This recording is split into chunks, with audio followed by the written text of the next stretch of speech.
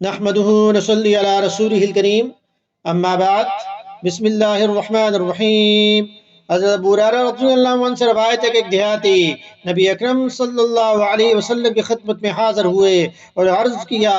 یا رسول اللہ صلی اللہ علیہ وسلم، مجھے کوئی ایسا عمل بتا دیجئے کہ جس کے کرنے سے میں جنت میں داخل ہو جاؤں۔ آپ صلی اللہ علیہ وسلم نے فرمایا، اللہ کی عبادت کرو، کسی کو اس کا شریک نہ ٹھہراؤ، فرض نماز پڑھو، فرض زکوٰۃ ادا کرو اور رمضان کے روزے رکھو۔ یہ سن کر دیہاتی نے کہا کہ اس ذات کی قسم جس کے قبضے میں میری جان ہے، میں نہ تو اس پر کچھ زیادہ کروں گا اور نہ اس میں سے کچھ کم کروں گا۔ جب وہ دیہاتی چلے گئے تو نبی اکرم صلی اللہ علیہ وسلم نے فرمایا، جو شخص کسی جنتی آدمی کو دیکھنے کی سعادت اور مسرت حاصل کرنا چاہتا ہے وہ اس شخص کو دیکھ لے۔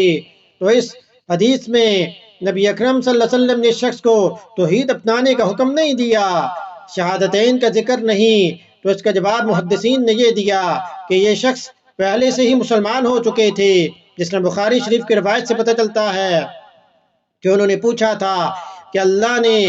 مجھ پر اللہ کے یعنی کیا فرائض ہیں، اور اسی طرح اس حدیث میں نبی اکرم صلی اللہ علیہ وسلم نے حج کا تذکرہ نہیں کیا، تو اس کا جواب محدثین نے یہ لکھا ہے کہ شاید حج اس وقت تک فرض نہیں ہوا ہوگا، یا یہ کہ نبی اکرم صلی اللہ علیہ وسلم کو اتنے ہی ارکان کا بیان کرنا مقصود تھا۔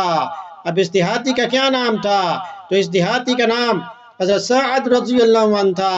تو اللہ پاک ہمیں ارکان اسلام، عقائد اسلام پر عمل کرنے کی توفیق عطا فرمائے، حدیث سننے کے بعد اس شیئر بھی کریں تاکہ یہ آپ کے صدقہ جاریہ بن جائے۔ وما علینا الا البلاغ المبین۔